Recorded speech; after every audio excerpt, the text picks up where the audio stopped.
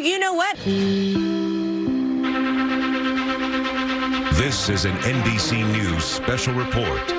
Here's Lester Holt. Good day from New York. We're coming on the air with breaking news and new charges just filed against Luigi Mangione, the suspect charged for the murder of United Healthcare CEO Brian Thompson. Manhattan District Attorney Alvin Bragg and the NYPD Commissioner Jessica Tisch now taking the podium. Let's listen. Commissioner Jessica Tisch, first and foremost, I want to extend my deepest condolences to Mr. Thompson's loved ones and colleagues. His family deserves our respect as they continue to grieve. Our work will never be able to undo the fact that a life was lost. We are here to announce that Luigi Mangione, the defendant, is charged with 1 count of murder in the first degree and 2 counts of murder in the second degree, including 1 count of murder in the second degree as an act of terrorism for the brazen, targeted, and premeditated shooting of Brian Thompson, who, as you know, was the CEO of United Healthcare.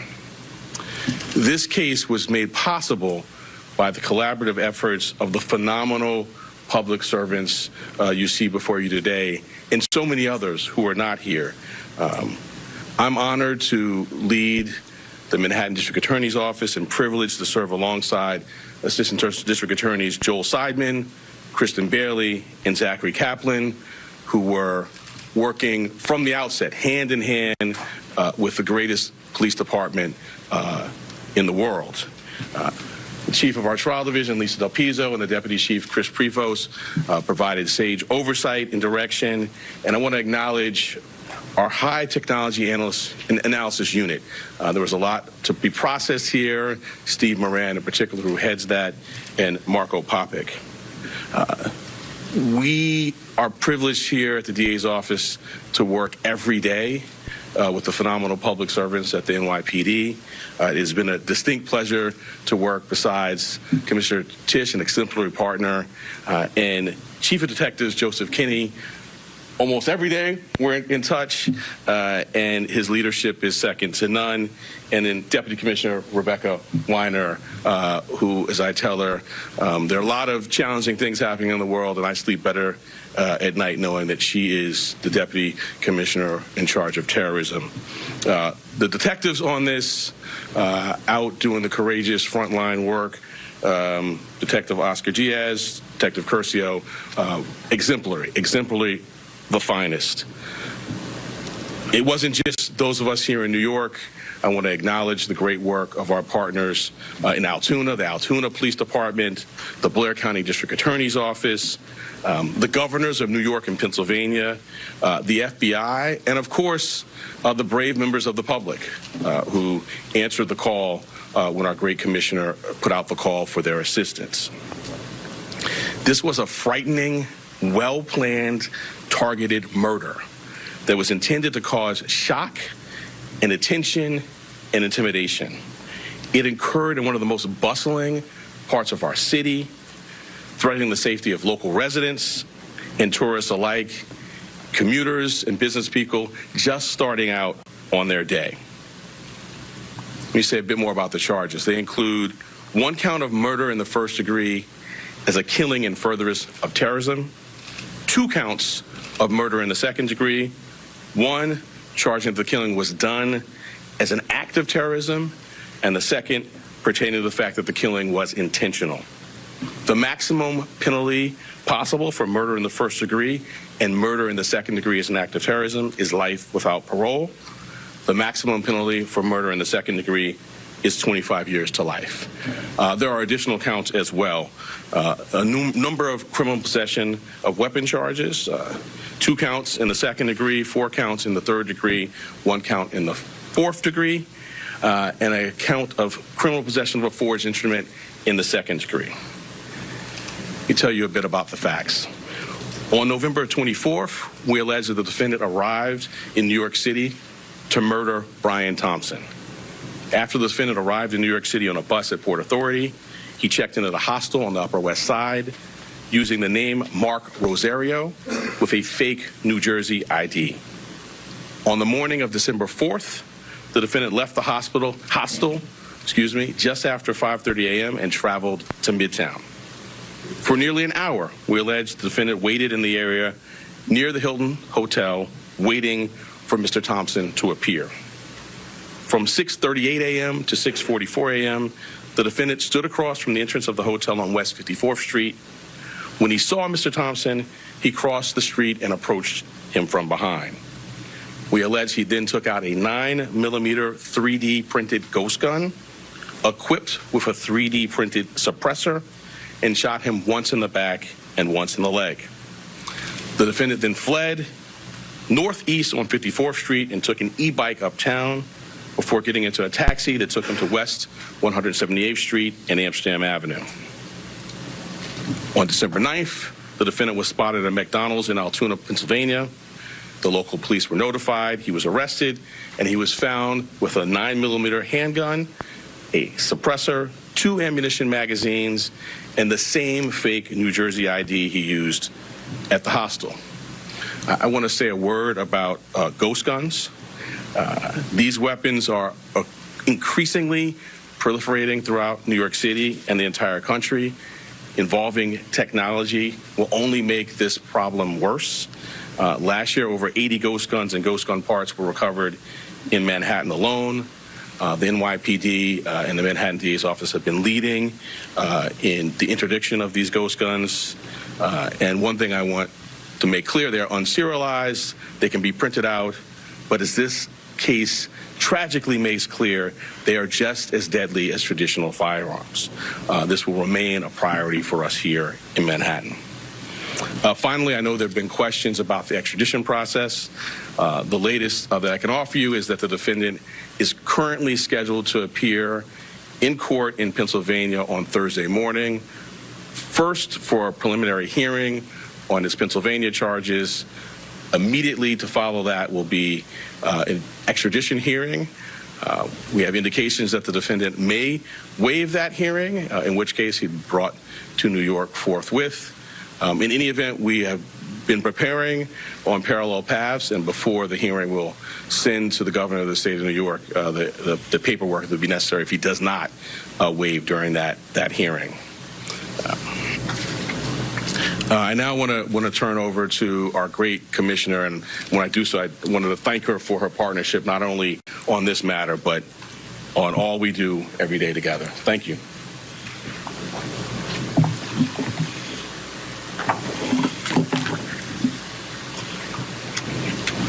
Good afternoon, everyone. The unsealing of today's indictment brings us one step closer to securing justice for Brian Thompson and his family and affirming the primacy of the rule of law in the city of New York. NYPD detectives worked tirelessly to piece this case together, and along the way, the Manhattan DA's office made sure we had every legal tool available to us. Whether quickly providing subpoenas to assist with our evidence collection or traveling with us to Altoona, Pennsylvania last week after the apprehension, our partnership made this a successful investigation. So I'd like to thank District Attorney Bragg and his team for their work in bringing this case forward. Part of that work included the relentless collection and analysis of surveillance video by our detectives, which ultimately produced a clear image of our suspect. That image was shared far and wide through the media, and thanks to an observant McDonald's customer and the employee who alerted the police, Mr. Mangione was quickly brought into custody. This outcome is why we always emphasize the critical role of the public in our public safety mission. So again, I want to thank everyone who saw something, said something, and did something. That is why we have a suspect in custody today. As DA Bragg said, Luigi Mangione is now formally charged and indicted for murder. And let me be perfectly clear. In the nearly 2 weeks since Mr. Thompson's killing, we have seen a shocking and appalling celebration of cold-blooded murder. Social media has erupted with praise for this cowardly attack. People ghoulishly plastered posters threatening the other CEOs, with an X over Mr. Thompson's picture, as though he was some sort of a sick trophy. And yesterday, the New York Post reported that some extreme activists were circulating a deck of cards with other most wanted CEOs to be targeted for assassination. These are the threats of a lawless, violent mob who would trade in their own vigilantism for the rule of law that protects us all. Let me say this plainly. There is no heroism in what Mangione did. This was a senseless act of violence. It was a cold and calculated crime that stole a life and put New Yorkers at risk. We don't celebrate murders, and we don't lionize the killing of anyone. And any attempt to rationalize this is vile, reckless, and offensive to our deeply held principles of justice. Now, as we await the Jessica Tisch is the police commissioner here in New York City, alongside the Manhattan DA Alvin Bragg, holding a news conference detailing the charges announced today, a new 11-count document of charges against Luigi Mangione in the murder of Brian Thompson on the streets of New York City. I want to go right now to NBC's Tom Winter. Tom, tell us where this takes the case and how close this gets him to coming back to New York to face charges. Well, it gets it a lot closer, Lester, because now there's a couple of different legal instruments in play here. This indictment that was returned by a Manhattan grand jury, and you heard the district attorney there calling it, quote, a brazen, targeted, and premeditated murder. He said that this was a frightening and well-planned murder, and you heard the words from New York City's police commissioner, not mincing them as far as the severity of the crime. According to her, the first count of the murder in the first degree in furtherance of terrorism, this is a statute in New York State, Lester, that is designed for people that want to try to kidnap or kill another individual to kind of further their cause or intimidate the public in this case presumably being now deceased United Healthcare CEO Brian Thompson. So it's quite a serious charge, and as you heard, the potential penalties here, life in prison without parole in New York State. Next up for Luigi Mangione is to be in a Pennsylvania courtroom on Thursday morning. Two planned hearings there. One is a preliminary hearing, which is almost, legal experts say, entirely waived, and then the second will have to do with his extradition shortly after that, Lester, particularly if he waives it. As we expect, he'll be back in New York City potentially by the end of this week. All right, let me bring in our senior legal correspondent, Laura Jarrett. Laura, help me understand these counts, basically 3 murder counts here. There's a mention of terrorism. Can you help us understand exactly what they're trying to say? Yes, Lester. First of all, they're splitting them between first-degree and second-degree murder in case the jury eventually cannot find that this was premeditated. For whatever reason, they have a second-degree murder charge there for that reason. In terms of the terrorism enhancement that Tom mentioned, it's an interesting one. It's quite serious. It's not used that frequently, but it does require an uphill battle for prosecutors, as they're going to have to show here that it was meant to send a larger message, that this case wasn't just about the victim, Brian Thompson, but his writings. The suspect's writings here are going to come into play, and where he sort of has a larger message about the healthcare industry in particular.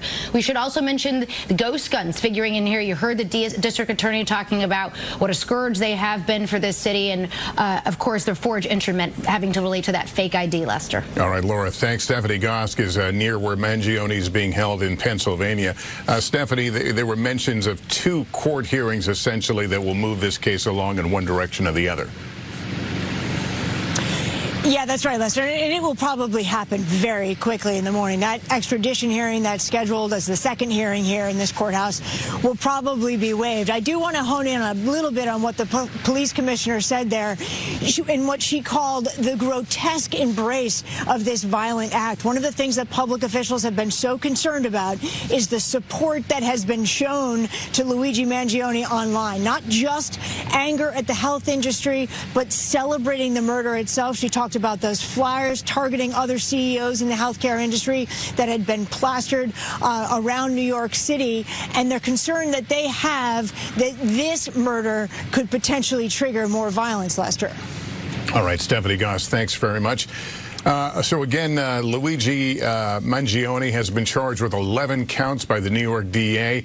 Next steps, those court hearings, and possibly The extradition of Mangione back to New York to face these very, very serious charges is a case that certainly rocked this city and much of the country as it played out.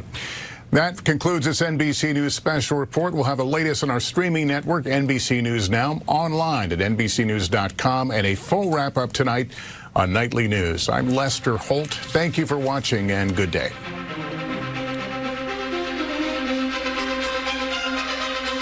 Greatest.